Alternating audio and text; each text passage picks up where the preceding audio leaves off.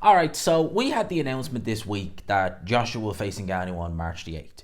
We also had the full undercard for that announced. And we also had the full undercard for Fury versus Usyk, which has happened 3 weeks prior, February 17th announced. Now, we kind of knew Ngannou Joshua was coming. Well, we all kind of knew that was coming. It was a bit of a formality. All right, we knew about that. We heard about rumors on the undercard.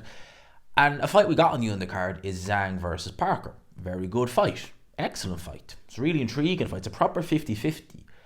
But about a week or two prior, we were hearing potentially Zhang versus Deontay Wilder, and Shelley Finkel was even hinting that, yeah, we'd be interested in that fight. But Deontay Wilder is neither on the Fury card nor is he on the Joshua card. Now, I know he lost, right? So obviously, he takes an L, but in his last fight against Parker. But you would think that if they were trying to even remotely salvage that fight, that you would have Deontay Wilder in some capacity, you would think, on the card. And for me, I kind of looked at the Zhilei Zhang fight and I thought, you know what? I wouldn't pick Deontay Wilder to win that fight. I wouldn't, just based upon what I've seen against Parker. But it's a risk worth taking because he's not going to get a Joshua fight. He's not really, what's he going to do? You may as well just take the fight. May as well. Because if you lose, all right, well then, well and truly stick a fork in you. But if you win, I mean, you're interim champion. You've beaten Zhilei Zhang. It's a decent win. You could argue possibly a career best win. And in fact, actually, you could certainly make that case career best win when you look at it. Look at Deontay Wilder's resume anyway. And you're back in the running, so to speak. You're interim champion. If a title gets vacant, the WBO title gets vacated, well, you're full champion, and you've opened yourself up to some big paydays. Zhilei Zhang is not a young heavyweight. You'd be actually the younger man. And, he's been down in fights. So it's not like you're dealing with someone who's, an iron chin and you think, oh my God, and he's not particular. There was a lot about that fight I looked at and thought, it's a risk worth taking. It really is. Now, we don't know the ins and outs as to why. Some people are saying that he priced himself out. I'm hearing rumours here and there that, he priced himself out, this, that, and the other.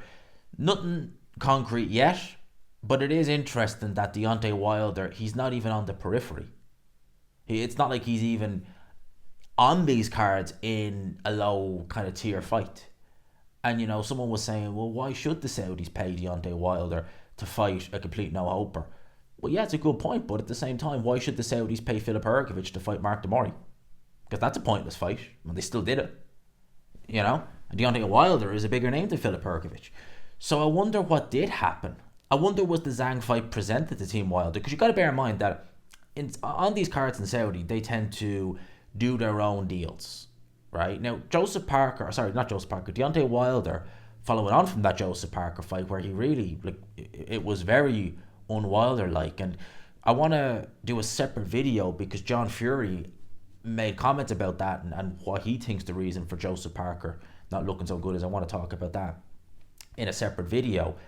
But very Deontay Wilder-like. It didn't set the world alight. And yeah, I mean, his stock took a massive hit from that fight.